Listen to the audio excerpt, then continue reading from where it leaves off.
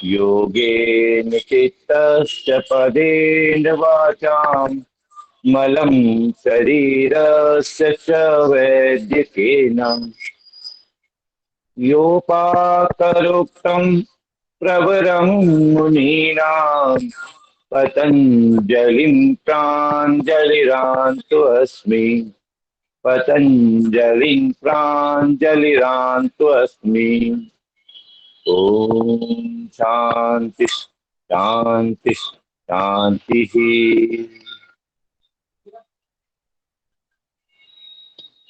आज के आयुर्वेद संबंधित इस सत्र में प्रवेश करने से पूर्व विश्व योग गुरु,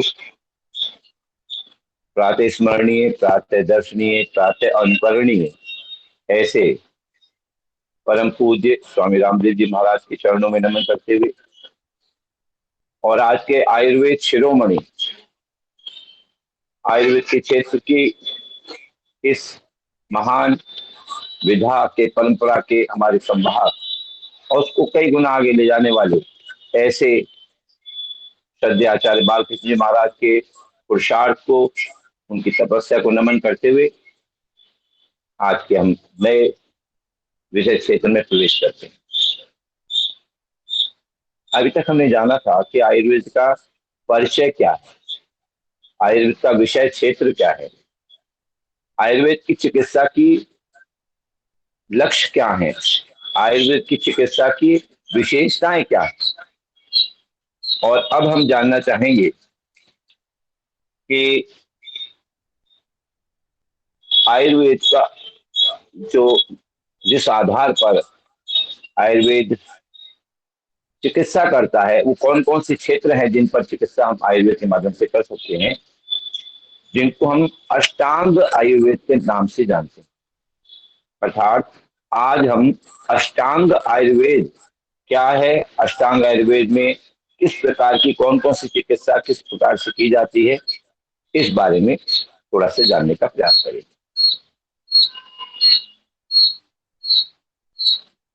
तो अष्टांग आयुर्वेद इसलिए कहा गया है क्योंकि आयुर्वेद के जो चिकित्सा क्षेत्र है उसके 8 विभिन्न भाग जो किए गए हैं, 8 शाखाएं एक प्रकार से हैं, जो उनको 8 प्रकार की शाखाएं भी के नाम से भी जानते हैं। पहला उसमें आता है काय चिकित्सा। काय अर्थात या काय का अर्थ जो है वो अग्नि से है। तो अग्नि चिकित्सा का अभिप्राय व इसका क्या पीछे दर्शन है या क्या पीछे इसका अभिप्राय है, ये हम थोड़ा सा जानेंगे कि अग्नि चिकित्सा क्या है, काय चिकित्सा क्या है। तो जैसा कि हम सब जानते हैं कि हमारा शरीर छोटी छोटी कोशिकाओं से मिलकर बना है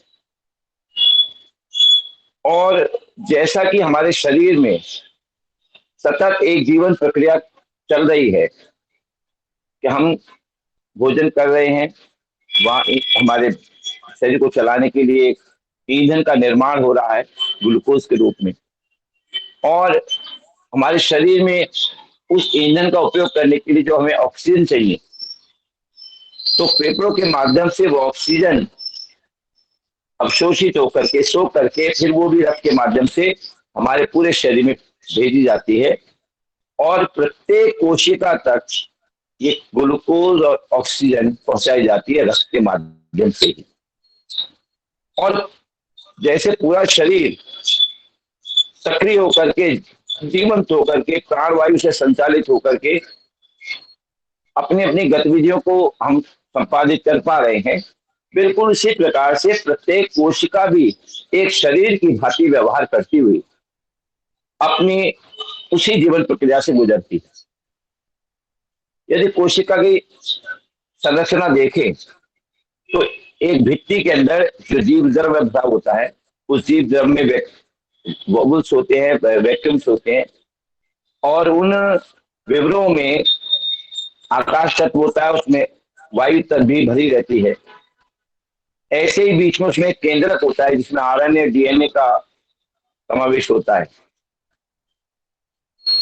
आरएनए डीएनए से जो हम जिसमें हमारे जो 40 गुणसूत्र होते हैं, उनके आधार पर फिर वो किस तरह से वर्गीकरण किया जाता है। 23 जोड़े अलग हो जाते हैं और दो कोशिकाओं में अलग अलग वो विभाजित हो जाती है। उस कोशिका के अंदर फिर उसके पास एक और रचना रहती है, माइटोकॉन्ड्रिया, जिसे कोशिका का बिजली घर भी कहा जाता है। उस कोशिका के अंदर जब अग्नि उत्पन्न होती है तो उस अग्नि के संपर्क में आते ही जो कोशिका के अंदर ईंधन पहुंचाया गया था ग्लूकोज के रूप में, और जो ऑक्सीजन पहुंचाई गई थी उसको जलाने के लिए, तब वहां अग्नि प्रज्वलित होती है और एटीपी के रूप में ऊर्जा निकलती है। और वो ऊर्जा अगर ठीक प्रकार से भली बात से निर्मित होती रहती है तो हमारे उस कोशिका को चलाने के लिए जो एक चेतनता, जीवंतता, उष्णता जो मिलती है वो उस प्रकार से हम प्राप्त हो जाती है। और सभी तरह की कोशिकाओं से इस प्रकार से मिल रही ऊर्जा एक व्यापक चेतन स्वरूप एकत्र करके हमारे पूरे शरीर को चेतनता प्रदान करती है, और वो प्राण ऊर्जा हमारे शरीर को जीवित बनाए रखती है, हमारे शरीर का संपादित करती है, जो भी हम कार्य करना चाहते हैं उसको पूरा कर पाते हैं। ऐसे ही आयुर्वेद में इसे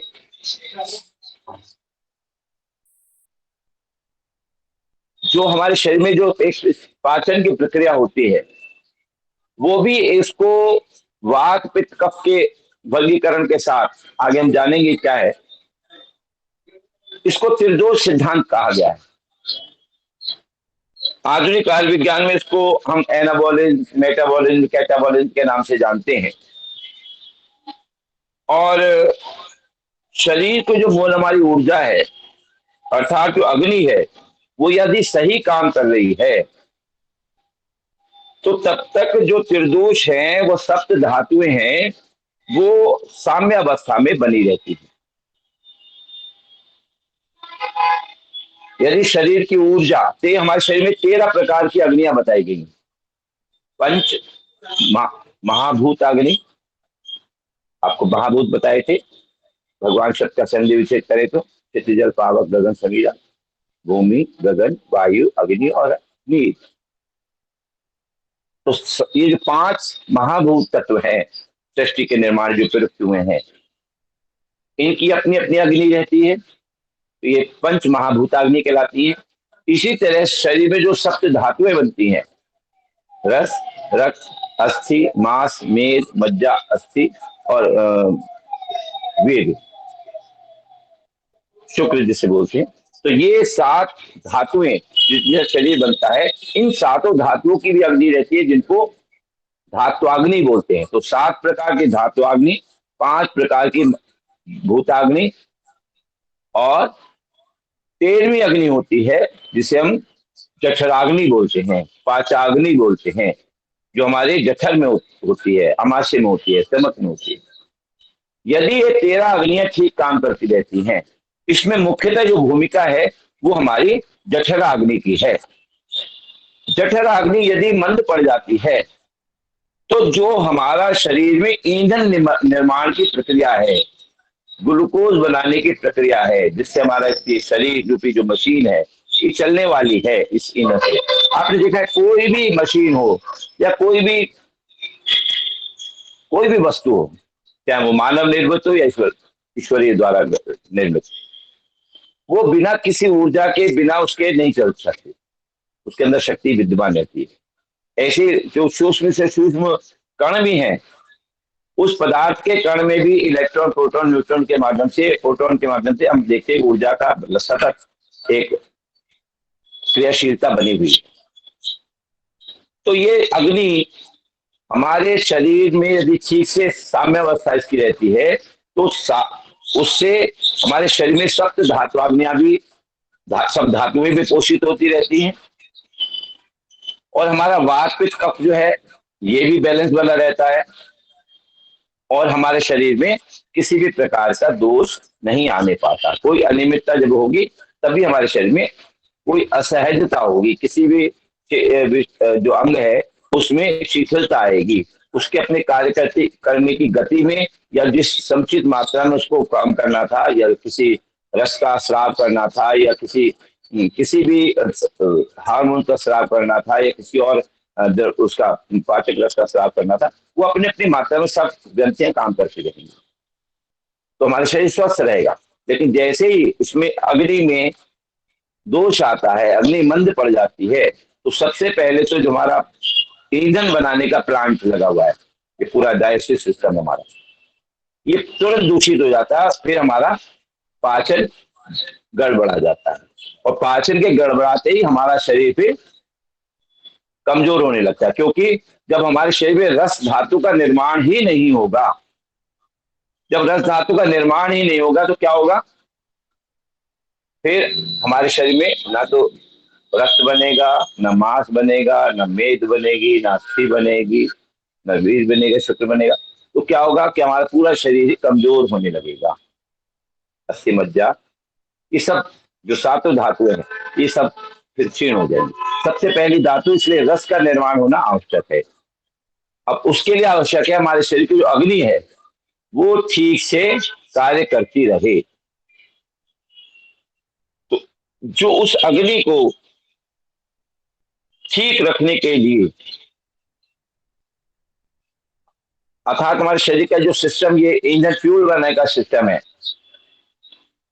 पाचन तंत्र है, डाइजेस्टिव सिस्टम है, ये सही से अगर काम करता रहेगा तो हमारे शरीर की जो जितनी भी आंतरिक क्रियाएं हैं वो स्वतः रूप से गतिमान रहेंगी।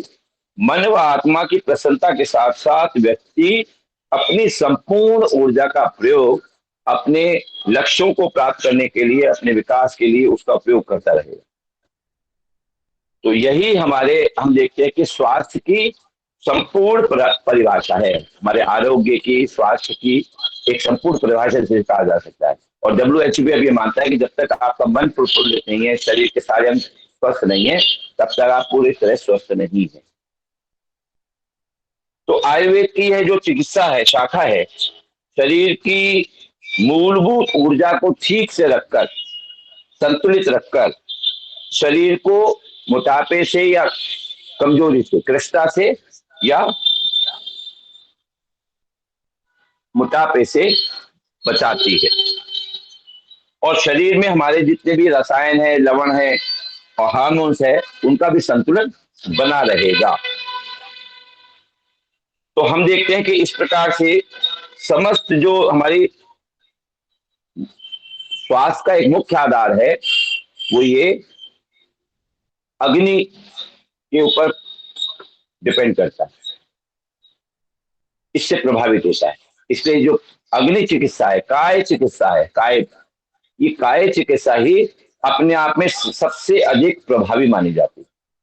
आपने एक लोकोक्ति के रूप में मुहावरा सुना होगा, जब कहते हैं कि सारी जो बीमारियां वो पेट से शुरू होती हैं, पेट खराब तो सब चीज खराब। और ये उसी बात को चरितार्थ करती है जब आयुर्वेद ये कह रहा है कि हमारी यदि अग्नि शिथिल होगी तो अग्नि के शिथिल होते ही फिर हमारी जो सप्त धातु है वो बिगड़ जाएंगी, और उसके बिगड़ते ही फिर हमारी, जब अग्नि बिगड़ जाएंगी तो फिर हमारे शरीर में वात पित्त कफ का भी दोष ऊपर नीचे हो जाएगा, और उसकी न्यूनता से या अधिकता से या उसके किसी भी दोष के कुपित होने से हमारा शरीर प्रभावित होकर के फिर रोग को प्राप्त हो। तो इसलिए जो है इस चिकित्सा में ही सभी प्रकार की चिकित्सा सन्निहित है, इसमें सभी प्रकार के रोग का उपचार सम्मिलित है जो शरीर को प्रभावित करते हैं, जैसे बुखार आ जाना, ज्वर, उन्माद, प्रमेह, प्रमेह में मधुमेह हो गया, डायबिटीज, और महिलाओं के संबंधी जो प्रमेह रोग हैं, लिकोरिया वगैरह, ये भी सब उसी से संबंधित उसमें आते हैं। इसके अलावा वात रक्त के रोग है, गठिया आर्थराइटिस वगैरह जैसे जित बोलते हैं, और रक्त पित्त है, किसी अंग से विशेष से किसी स्राव होना, रक्त का स्राव होने लगना, या कुष्ठ है, अतिसार है, अतिसार अर्थात दस्त लग जाना, किसी प्रकार के शरीर में सूजन आना, शोथ हो जाना, शोष, और रक्त अल्पता, जिसे पांडु रोग कहते हैं, पीलिया हो जाना, अरुचि उत्पन्न होना, भूख ना लगना, और पेट से संबंधित अनेक प्रकार के जैसे रोग हो जाना, पेट्रोलाइटिस वगैरह है, अल्सर है, अबे इसके अलावा नीचे अपने कोष्ठबद्धता है, बवासीर जिसे बोलते हैं, अर्श, ये है। इसके अलावा पेट में किसी प्रकार का दर्द हो जाना। तो इस तरह से हम देखते हैं कि उधर के हमारे या हमारे जो गुप्त रोग है उनसे संबंधित जितने भी प्रकार के इस प्रकार के रोग हैं, वो इस काय चिकित्सा को ठीक करने से, अपनी अग्नि को ठीक करने से वो सब व्यवस्थित हो जाते हैं, ठीक हो जाते हैं, हमें स्वास्थ्य लाभ प्राप्त। तो आपने देखा कि काय चिकित्सा अपने आप में बहुत महत्वपूर्ण है। अब आते हैं दूसरी चिकित्सा के ऊपर। दूसरी चिकित्सा है बाल रोग चिकित्सा। अब बाल रोग चिकित्सा दूसरा डिपार्टमेंट आ गया, दूसरा आ गया इसमें। तो आप देखें कि इसमें बच्चे के गर्भ में आने से पूर्व ही, माता के गर्भ में आने से पूर्व ही माता को क्या तैयारी शुरू करनी है, इसका उल्लेख मिलने लगता है। आयुर्वेद बताने लगता है कि यदि आप संतान उत्पत्ति के लिए जा रहे हैं तो माता को कैसा व्यवहार करना चाहिए, कैसा खान पीन करना चाहिए, उसका स्वास्थ्य किस प्रकार का होना चाहिए, उसके अंदर कोई भी वात पित्त कफ दोष कुपित नहीं होना चाहिए।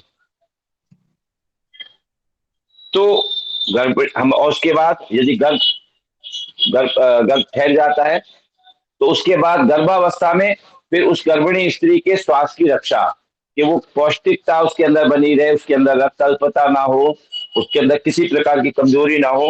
यदि उससे संबंधित जो भी जितने भी प्रकार के रोग हो सकते हैं, उन सभी प्रकार की चिकित्सा की विधि और प्रणाली और उपचार के जो औषधियां हैं, वो सब इस विभाग से संबंधित हैं जो बताई गई, जिसको कहते हैं हम बाल रोग चिकित्सा। ये सभी इसके अंदर अंतर्गत आते हैं।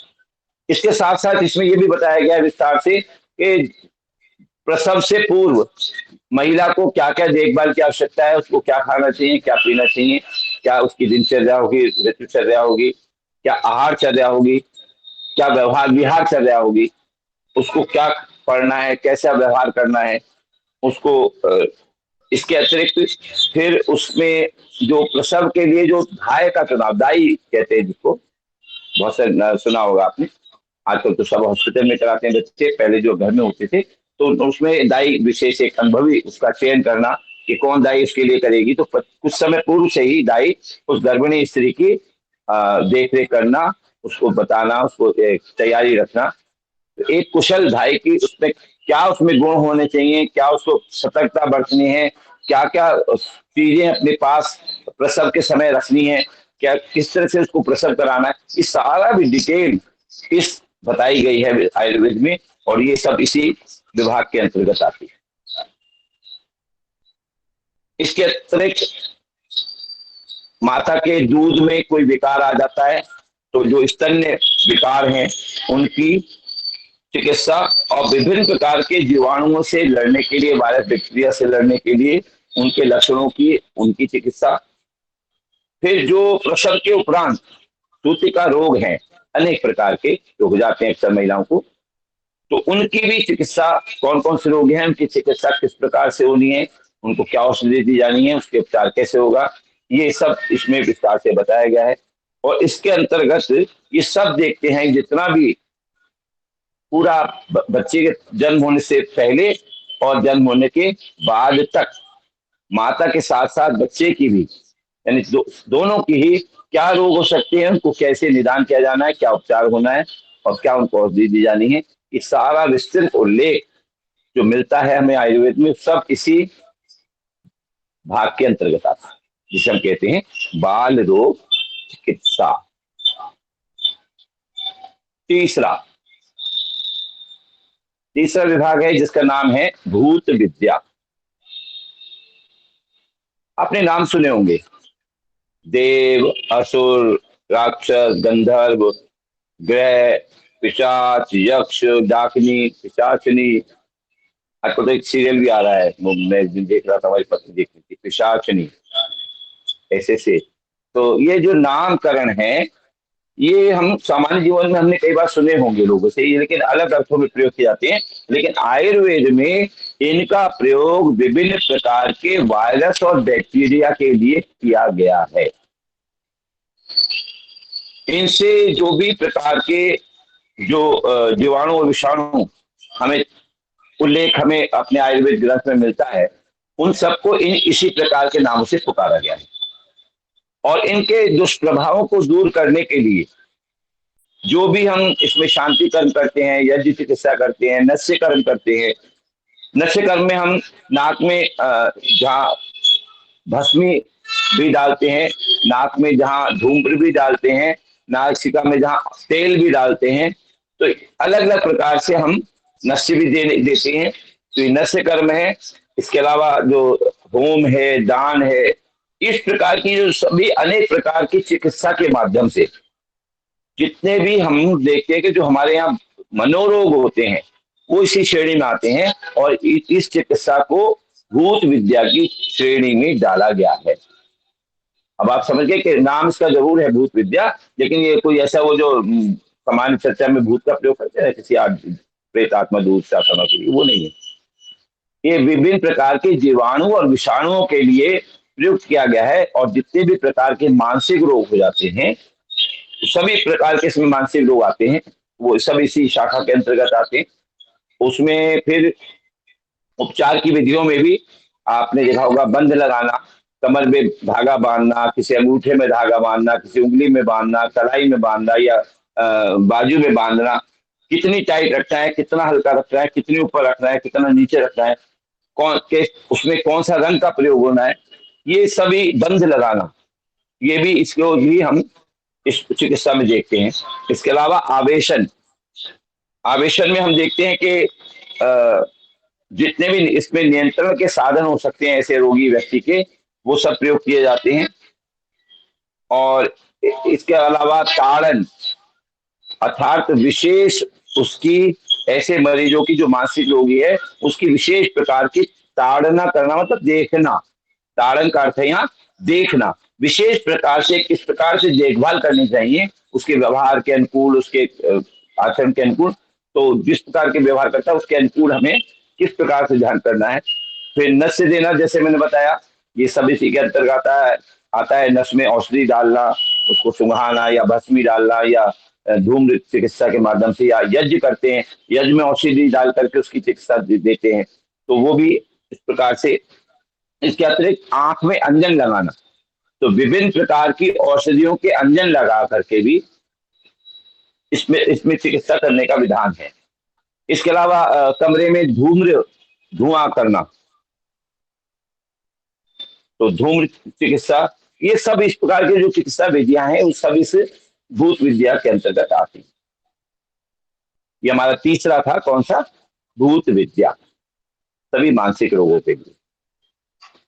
चौथा आता है हमारा फिर शल्य क्रिया। आवेशन में क्या यूज करते हैं? आवेशन में जैसे उसको बिठाना के हुक्म देना मरीज को, नहीं नहीं हिलोगे नहीं, यहीं बैठना है तुमको, जाना नहीं है। मालूम मानसिक रोगी है ना, तो वो अलग से व्यवहार करता है, तो उसको इस प्रकार से आवेश में आकर के, यानी डपट के भी बात करना पड़े, तो इस तरह से भी किया जाता है, तो आवेशन कहलाता है। इस प्रकार से उसको विभिन्न प्रकार से नियंत्रण करना। तो इसके बाद चौथी जो आती है, वो आती है शल्य चिकित्सा। और शल्य चिकित्सा में आज भी सारे दुनिया में ये माना जाता है कि शल्य के सबसे पुराने, यदि कोई हमारे सबसे कोई ऋषि महर्षि हुए हैं, तो वो हुए हैं आचार्य सुश्रुत। सुश्रुत को ही प्रथम दुनिया का सर्जन माना गया। और अभी मुझे याद है, मैं आज से करीब 6 माह पूर्व पढ़ रहा था, न्यूज में था कि एक स्त्री की नाक का ऑपरेशन होना था, और उसने दुनिया में कई जगह उसका ऑपरेशन करवाया, लेकिन वो सक्सेसफुल नहीं हो रहा था। वो- लेकिन उसको फिर जो आचार्य सुश्रुत ने विधि बताई है ऑपरेशन करने की, जब उस विधि को अपना करके उसका उसको ऑपरेट किया गया, उसकी शल्य चिकित्सा की गई, तो वो सफल हो गई। और ये लगभग 22 वर्ष बाद उसको इस विषय में सफलता मिली, वो सुश्रुत के बताए हुए तरीके के द्वारा मिली। तो ये कितना सटीक है, आज भी कितना प्रमाणिक है। ये अनेक प्रकार की इस प्रकार की घटनाएं हमारे सामने आती रहती हैं जो हम देखते हैं। तो हम देखते हैं कि पूर्व काल में हमारे पास जो चीर फाड़ कहीं हो गई, युद्ध होते थे, तो इसमें उनका उपचार, उनके घाव का भरना, तो जब कोई भी युद्ध होता था तो जो हम शस्त्र प्रयोग करते थे पहले, अब तो सीधा बंदूक आ गई है, गोली मारी, नए नए प्रकार के है ना आयुध आ गए हैं। लेकिन पहले क्या होता था, बाण होते थे, बाण माला, गदा, बाण, भाला और बर्छी, कुंदा, तलवार, फरसा, अनेक प्रकार के अस्त्रों, मतलब शस्त्रों के आधार पर ये शस्त्र चलाकर हम उस जो जिस भी प्रकार के घाव हो जाते थे या चीर फाड़ हो जाती थी या चोट लगती थी, उन सबकी चिकित्सा इसी शल्य चिकित्सा के अंतर्गत आती। अगर घाव खुला है तो कैसे उसको सिया जाना है। सुश्रुत संहिता में लगभग 102 प्रकार के ऐसे चिकित्सा उपकरणों का वर्णन किया गया है जो उस समय पर हजारों वर्ष पूर्व शल्य चिकित्सा के लिए प्रयुक्त किए जाते थे। वो कैसे बनते थे, किस मटेरियल के बनते थे, किस पदार्थ के बने होते थे, उसकी क्या आकृति होती थी, ये सब सुश्रुत संहिता में दिया गया। तो महर्षि सुश्रुत के अनुसार जब हमारे शरीर के अंदर कोई तिनका लग जाए, कोई कांटा लग जाए, लकड़ी का कोई टुकड़ा फंस जाए, या कोई किसी मेटल का कोई टुकड़ा, तलवार का, भाले का या किसी और का, उसमें शरीर के अंदर रह जाए, तो ऐसे में हमें किस प्रकार से उसको उपचारित करना है, किस प्रकार से उसका उपचार किया जाना है, तो ये विस्तार से हमें बताया गया। इसके अतिरिक्त जो हमारे शरीर में विभिन्न प्रकार के टॉक्सिन्स के रुक जाने के कारण जो उपद्रव होते हैं, टॉक्सिन मतलब जो हमारे शरीर में मल, निष्प्रयोज्य पदार्थ उत्पन्न होते हैं, पाचन की प्रक्रिया में भी उत्पन्न होते हैं, है ना। जो जितने भी हमारे रक्त के माध्यम से भी हम जब फ्यूल इंजन इस्तेमाल करते हैं, वहां पर भी फिर यूरिया के यूरिक एसिड जैसे कई पदार्थ निर्माण होता है, जिनको कि बाहर निकालना जरूरी होता है। ऐसे ही जब हम भोजन करते हैं तो पहली धातु वहाँ रस बनती है, रस के बाद जब वो तब उसमें से पोषक तत्व खींच ले जाते हैं, तो वहां बड़ी आंत में जाकर के सभी मेटीरियल्स उसके अंदर से जितने भी मेटल्स हैं, जितने भी पोषक तत्व हैं, वो सब जब खींच लिए जाते हैं, तो फिर उसके बाद वो सूखा मल के रूप में शरीर में एकत्र होता रहता है, मलाशय में, और उसको भी निकलना आवश्यक है क्योंकि वो दूषित है, टॉक्सिन है। तो ऐसे में उनका भी निष्कासन हो, तो अगर उनकी उसकी भी हमें चिकित्सा करनी पड़े, इस प्रकार की मल की भी शरीर में कहीं रुक गया है, तो वो सब भी इस शल्य चिकित्सा के अंतर्गत आते हैं। उससे संबंधित जितने भी प्रकार के पीड़ादायक हमारे रोग हैं, चाहे वो किडनी का हो, आमाशय का हो, छोटी आंत का हो, बड़ी आंत का हो, मलाशय का हो, ये सारी जो चिकित्साएं हैं, ये इस प्रकार के इसमें महर्षि सुश्रुत के अनुसार इसी शल्य चिकित्सा के विभाग के अंतर्गत आती है। ये कौन सा था, चौथा हमारा शल्य चिकित्सा। पांचवा आता है आयुर्वेद की शाखा, जिसे हम कहते हैं शालाक्य तंत्र। शालाक्य तंत्र, ये नाम इसलिए पड़ा है कि जो इसमें उपचार किया जाता है वो एक शिलाका से किया जाता है। शिलाका कहते हैं छड़ी, छड़ी नुमा उपकरण। तो छड़ी नुमा उपकरण किस मटेरियल का बनाओ, किस पदार्थ का बनाओ, ये अलग बात है, लेकिन इसमें चूंकि शलाका का प्रयोग किया जाता है इसलिए इसको शलाक्य तंत्र बोलते हैं। और शालाक्य तंत्र में कौन से अंगों की चिकित्सा की जाती है? इस विभाग में की जाती है नाक कान गला, यानी गर्दन से ऊपर के जो भाग है, इसमें जितने भी प्रकार के रोग हो सकते हैं उन सभी की चिकित्सा इस चालाक्य तंत्र भाग के अंतर्गत आती है। जो आज के यदि आधुनिक चिकित्सा पद्धति में देखें तो जिसे ईएनटी बोलते हैं, स्पेशलिस्ट, ईएनटी स्पेशलिस्ट है ना, ईएनटी सर्जन, अलग पूरा है एक पूरा। तो इसीलिए ये आयुर्वेद में भी पूरा एक अलग भाग है जिसे चालाक्य तंत्र के नाम से जानते हैं। इसमें मुख नाक कान गला आदि रोगों की चिकित्सा की जाती है। छठा आता है फिर अगध तंत्र। अगध तंत्र, अगध तंत्र अर्थात टॉक्सिकोलॉजी।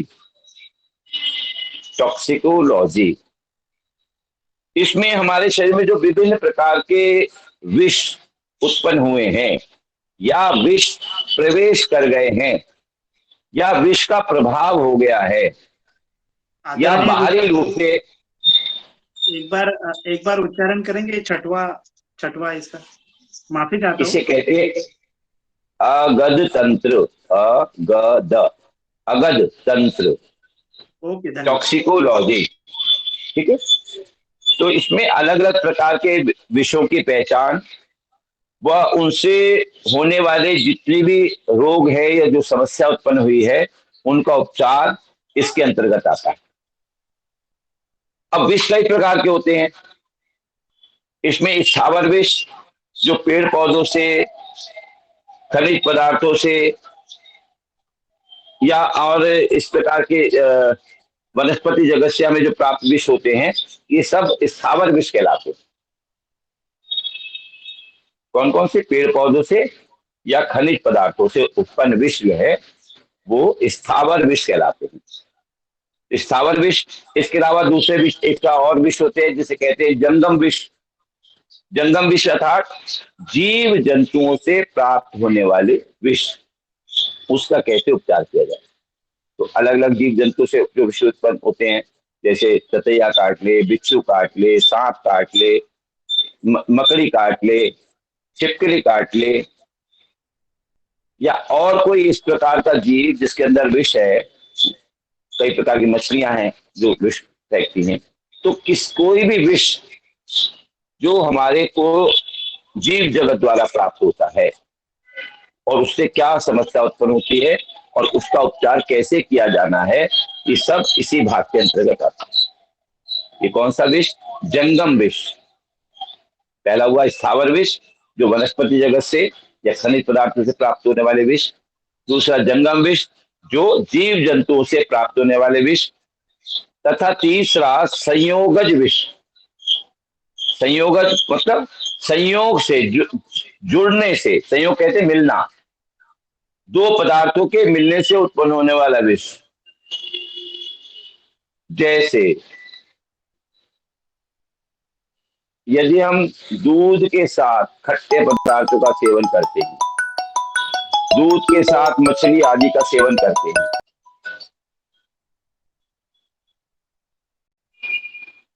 ठीक,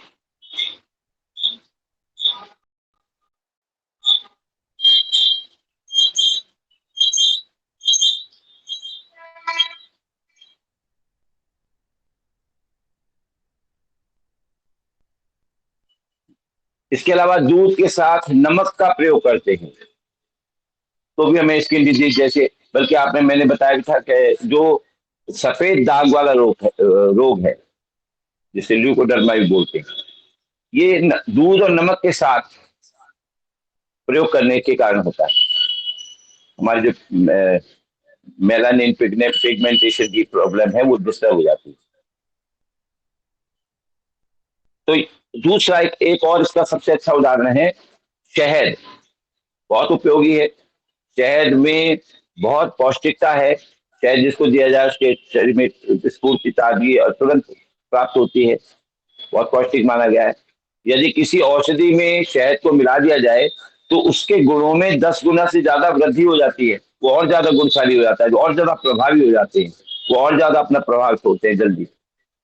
लेकिन ऐसे ही हम देखते हैं कि घी, देशी घी जिसको हम घरों में प्रयोग करते हैं, वो घी भी बहुत पौष्टिक है, बहुत अच्छा है। जो लोग घी का प्रयोग करते हैं उन्हें वात की समस्या नहीं रहती, उनका डाइजेशन भी ठीक रहता है, पाचन भी ठीक रहता है।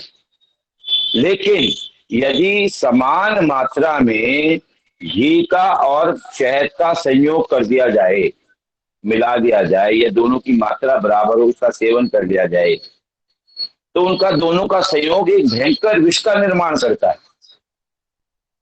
और वो विष हमारे को जीवन को भी समाप्त करने के लिए हो सकता है, युक्त हो सकता है। अर्थात संयोगज विष, यानी दो वस्तुओं के संयोग से। इसलिए कभी भी आपने देखा होगा कोई दवाई भी बनती है जिनमें शहद मिलाया जाता है या घी भी मिलाया जाता है, तो कभी उनका अनुपात 50-50 का नहीं रखा जाता, हमेशा विषम अनुपात में ही इनका प्रयोग किया जाता है। सर एक क्वेश्चन है जी। पंचामृत जो हम बनाते हैं पूजा में, जो पंचामृत बनता है उसमें शहद और घी दोनों ही पड़ते हैं, और जबकि वो पूजा की वस्तु है। चलिए मैं अभी उसका बारे में बताता हूँ। जो हम पंचामृत लेते हैं उसमें कौन कौन से 5 पदार्थ लेते हैं पता है? बताइए। जी सर, गंगाजल, गंगाजल, शहद, घी, कच्चा दूध, दही। नहीं, गंगा जल का उसमें कोई काम नहीं है। पंचामृत, पंचगव्य जिसे बोलते हैं, पंचगव्य, ये गौ से प्राप्त होने वाली 5 वस्तुएं, जिसमें गौमय, गौमय बोलते हैं गाय के गोबर का रस, वो 1 भाग, गौमूत्र, फिर गाय गौ दुग्ध, गाय का दही और गाय का घी, समझे? ये 5 वस्तुएं मिलाकर के इसका एक विशेष अनुपात है कि 1 भाग ये, 3 भाग ये, 5 भाग ये, फिर 8 भाग ये और 20 भाग ये, तब मिलाकर के उसको बनाया जाता है। पंचगव्य के बारे में आज इंटरनेट पर खोल के फिर देख लीजिएगा, और नहीं तो शांति कुंज हरिद्वार है ना, उनकी अखिल विश्व गायत्री परिवार की पुस्तकें हैं आचार्य श्री राम शर्मा की, उसमें पंचगव्य बनाने की विधि दी गई है, उसका अनुपात वगैरह सब दिया गया, उसमें पढ़ सकते हैं। तो थोड़ा सारा हो गया विषय। तो अभी हम चर्चा कर रहे थे शहद और घी के मिलने की। यदि समान मात्रा में, बहुत सारी औषधियां हैं ऐसे, बहुत सारी आप देखते हैं आयुर्वेदिक औषधियां जिसमें शहद भी पड़ा होता है और घी भी होता है। आप देखें तो जो हमारा च्यवनप्राश है उसमें दोनों चीजें हैं, घी भी है और शहद भी है, लेकिन उनकी विषमता, मात्रा 50-50 नहीं है, एक अलग अनुपात है। और वो हमारे लिए कितना रसायन का काम करता है, कितना पौष्टिकता देता है। तो दोनों का प्रयोग होता है, लेकिन उनकी मात्रा को बराबर नहीं रखा जाता। तो मैंने बताया कि यदि शहद को और घी को बराबर मात्रा में संयोग किया जाता है तो विष बनता है। तो ऐसे विष का भी इसी अगध तंत्र में उनका उपचार क्या बताया गया। ऐसे ही बहुत सारे, जैसे मैं दूध और नमक बता रहा था, ऐसे ही बहुत सारे पदार्थ हैं जिनके मिश्रण से उत्पन्न विष की चिकित्सा, उससे उत्पन्न होने वाले रोगों की, असहजता की, अस्वास्थ्य की, व्याधि की जो चिकित्सा है, वो इसी आयुर्वेद के भाग में, शाखा में आती है, जिसे हम कहते हैं अगध तंत्र। अब 7वां आता है बाजीकरण, नो सॉरी, रसायन तंत्र। 7वां आता है रसायन तंत्र। अब रसायन शब्द को ही देखें तो रसायन शब्द को यदि संधि विच्छेद करें तो ये 2 शब्दों से बना हुआ दिखाई देता है। वो क्या है? रस और अयन। रस का तात्पर्य शरीर की जो रस, रक्त, मांस, जो आदि धातुएं हैं, सप्त धातुएं हैं, उनसे है, जो हमारे जीवन के लिए आवश्यक है, उन सप्त धातुओं। तथा अयन का अर्थ है उसकी प्राप्ति के लिए विशेष उपाय, यानी उसकी पोषकता को बनाए रखने के लिए जो विशेष उपाय किए जाते हैं उसको कहते हैं अयन। रस को अयन करना अर्थात रसायन। तो ऐसे जो पदार्थ हैं उनको रसायन कहते हैं, जो हमारे शरीर की किसी भी प्रकार के असंतुलन को, असमानता को दूर करते हैं और एक संतुलन स्थापित करते हैं, जिससे हमारा शरीर स्वस्थ बना रहे। यदि किसी भी चीज में कोई कमी आ गई है, न्यूनता आ गई है, तो उसकी पूर्ति करते हैं, किसी भी खनिज लवण की हो या किसी भी प्रकार के हमारे जो पोषक रस है उनकी हो, या हमारे हार्मोन्स की हो। तो हम देखते हैं कि रसायन अर्थात रस, रक्त, अस्थि मांस में मज्जा जो है, ये धातुओं के पोषण के जो साधन है, ये इस चिकित्सा के अंतर्गत आते हैं। सभी धातुओं की वृद्धि से हमारे मन में उत्साह आता है, उमंग आती है, स्फूर्ति आती है, उल्लास आता है, मन प्रसन्न होता है, मन अवसाद में नहीं जाता, और हमारे शरीर की मांसपेशियों में भी सुदृढ़ता आती है, पुष्टता आती है, पोषकता उसको मिलती है, वो और विकास करते हैं, मजबूत बनते हैं, सुदृढ़ बनते हैं। और हमारे शरीर की जो त्वचा है उसमें भी सुदृढ़ता आती है, झुर्रियां नहीं पड़ती। तो ये सभी प्रकार के जो सप्त धातु है, इसके अलावा हमारे दांतों में सुदृढ़ता आती है, हमारी जो अस्थियां है उसमें सुदृढ़ता आती है, हमारे जो त्वचा की झुर्रियों के अलावा हमारे जो बाल सफेद होने की समस्या है, बालों के गिरना है, बालों का सफेद हो जाना है, इसकी समस्या है, तो ये सभी जब अपने सप्त धातुओं को पोषकता प्रदान करती हैं, तो वो हमारी इम्यूनिटी को भी बढ़ाती हैं, हमारी जो आयु की वृद्धि करती है। यानी जब हमारे शरीर के सभी अंग ठीक से काम करने लगते हैं, पुष्ट होते हैं, पोषकता प्रदान करते हैं, तो उनके पोषण के उपरांत फिर हम हमारे शरीर की आयु भी बढ़ती जाती है।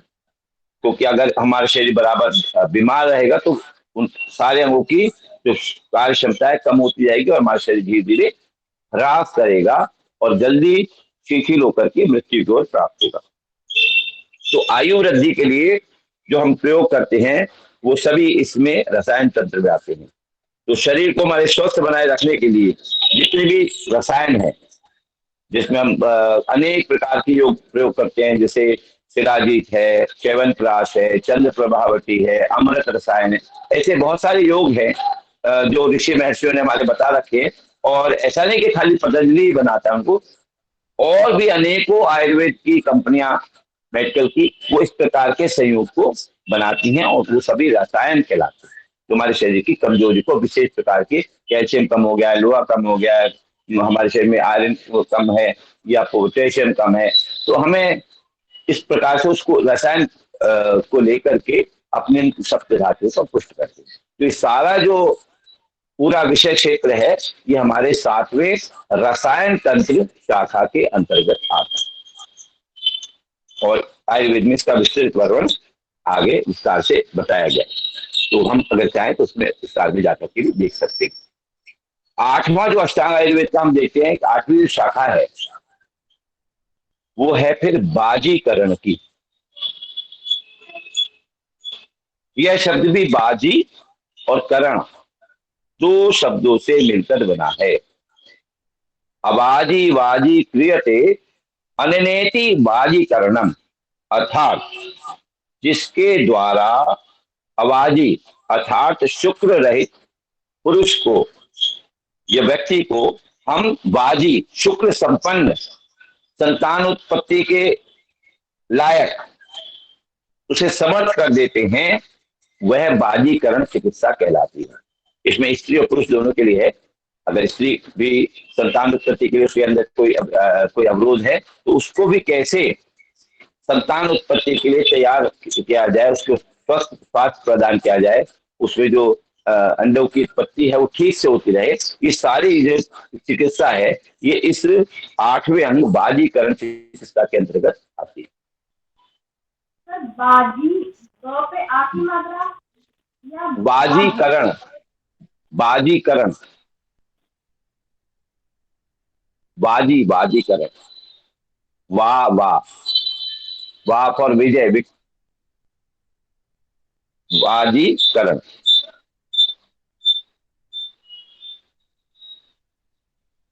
अब जो चिकित्सा हमारे शुक्र की गुणवत्ता को बढ़ाने के लिए, उसकी मात्रा को बढ़ाने के लिए ये सारी जो क्रियाएं की जाती हैं, ऐसे ही स्त्री में अंडों का निषेचन ठीक प्रकार से हो, अंडों का उत्पादन ठीक प्रकार से हो, अंडों का उत्सर्जन ठीक प्रकार से हो, समय पर हो, और अंडों का फिर वो जो निष्पादन है वो भी समय से हो जाए, यानी जो मेंसेस की प्रोसेस है वो भी ठीक से होती रहे, वो सारी चिकित्सा इसी भाग के अंतर्गत आती है। और बाजीकरण चिकित्सा में जो है इन सभी चीजों का उसमें विस्तार से उल्लेख है, जो जो समस्या होती है महिलाओं में पुरुष में दोनों में। तो हम इस प्रकार से देखते हैं कि हमें इतना विस्तार से आयुर्वेद में हमारे ऋषि महर्षियों ने ज्ञान दिया है, जो हम सभी प्रकार के जो भी मनुष्य जीवन में आने वाली समस्याएं हैं या जो आवश्यकताएं हैं, उन सबकी सफल चिकित्सा करने का जो एक मार्ग है या विधि है या उपचार के पद्धति है, वो हमें विस्तार से हमें देखने को मिलती है।